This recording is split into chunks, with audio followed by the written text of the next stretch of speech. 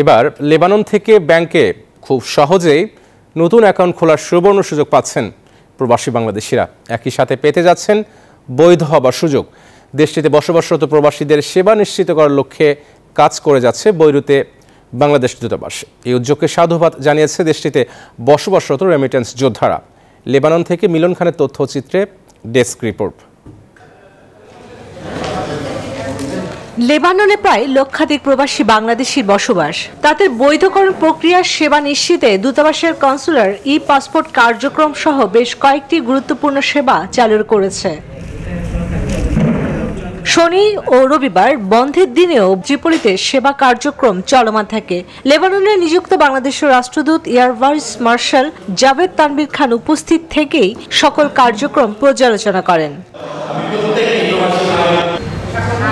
দূতাবাসের প্রথম সচিব আনোয়ার হোসেন, কাউন্সিলর ও দূতালয় প্রধান বাকিউল্লাহ বাংলাদেশিদের সুবিধার্থে এসব কার্যক্রম পরিচালনা করেন।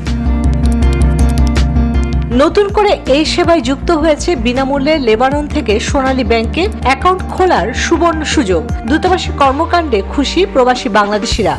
বাংলাদেশ দূতাবাসের সহযোগিতায় বাংলাদেশের সোনালী ব্যাংকের একটা ফ্রি অ্যাকাউন্ট খুলতে পারলাম। বাবুর পাসপোর্ট করার জন্য আসি, আসার জন্য আমি জমা দিতেছি আমার আইডেন্টি কার্ড, আমার ওয়াইফের আইডেন্টি কার্ড এবং আমার পাসপোর্ট ফটোকপি। সেবা নিতে আসা অনেক প্রবাসী এনআইডি কার্ড না থাকায় তারা নতুন অ্যাকাউন্ট খুলতে ব্যর্থ হয়েছে। এই সমস্যা দূর করতে দূতাবাস সর্বাত্মক প্রবাসীদের সহায়তার আশ্বাস দেন। আমি আইসি আমার পাসপোর্টের মেয়াদ শেষ, রিনিউ করার জন্য আইসি। আমরা এই জায়গাতে কাগজপত্র করার জন্য আইসি আমার ছেলের জন্য।